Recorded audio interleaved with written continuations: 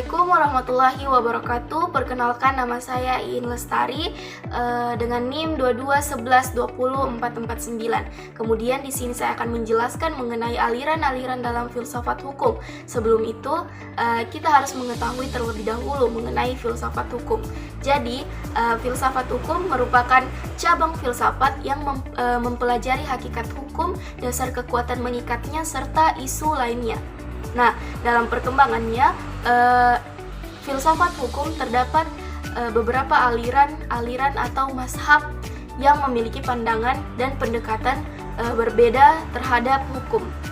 Kemudian berikut adalah penjelasan dari aliran-aliran dalam filsafat hukum itu sendiri. Yang pertama yaitu ada aliran hukum alam. Nah, aliran hukum alam ini berpendapat bahwa hukum bersifat universal dan abadi, berasal dari prinsip-prinsip moral yang dapat ditemukan melalui akal manusia atau wahyu Tuhan. Hukum alam dianggap lebih tinggi daripada hukum positif yang dibuat oleh manusia itu sendiri.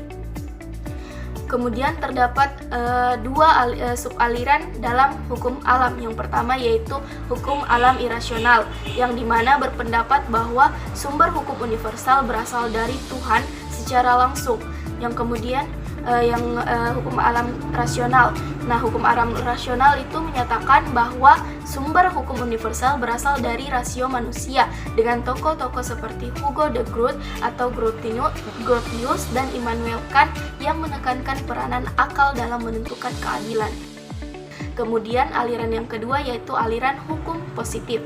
Nah, aliran ini menekankan bahwa satu-satunya sumber hukum yang sah adalah undang-undang yang dibuat oleh penguasa.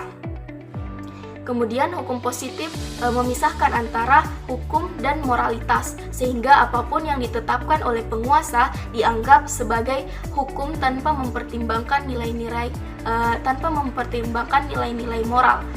Jadi tokoh utama dalam aliran ini adalah John Austin dan Hans Kelsen, dengan Kelsen mengembangkan teori hukum murni yang berusaha memisahkan aspek non-yuridis dari hukum. Kemudian yang ketiga ada aliran utilitarianisme, di mana berfokus pada konsekuensi dari tindakan hukum, di mana suatu tindakan dianggap baik jika dapat memaksimalkan kebahagiaan bagi jumlah orang terbanyak. Kemudian Jeremy Bentham dan John Stuart Mill adalah tokoh penting dalam aliran ini, dengan Bentham menekankan pentingnya kesejahteraan individu sebagai tujuan utama dari hukum. Kemudian yang keempat ada mazhab sejarah, di mana mazhab sejarah ini berpendapat bahwa hukum tidak diciptakan tetapi ditemukan melalui proses sejarah masyarakat dan budaya masyarakat.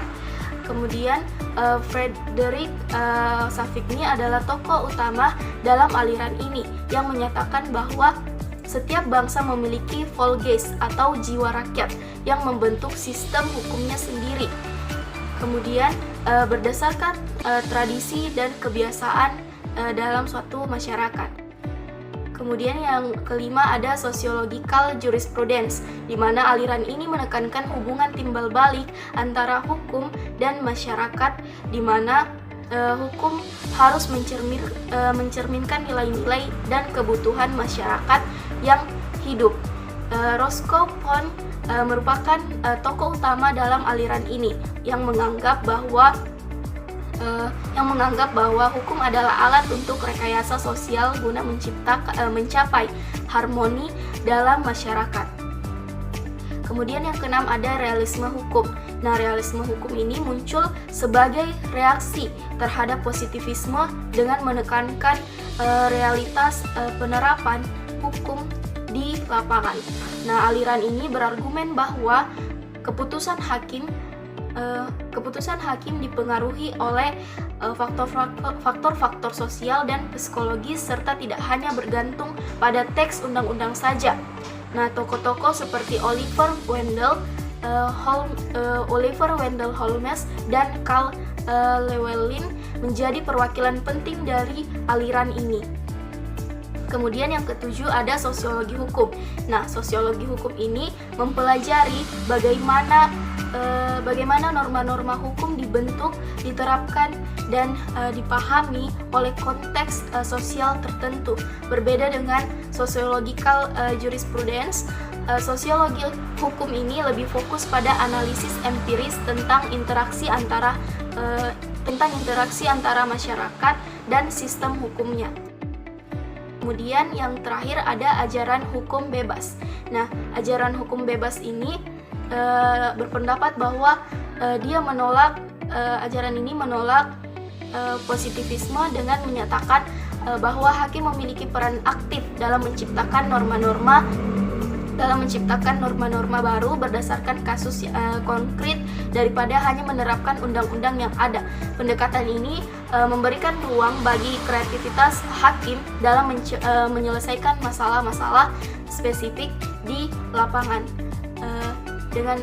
Dengan memahami berbagai aliran filsafat hukum tersebut, kita dapat melihat keberagaman perspektif tentang hakikat dan fungsi dari sistem legal dalam masyarakat. Baik, itu saja penjelasan saya mengenai aliran-aliran filsafat hukum. Kurang dan lebihnya mohon dimaafkan. Wassalamualaikum warahmatullahi wabarakatuh.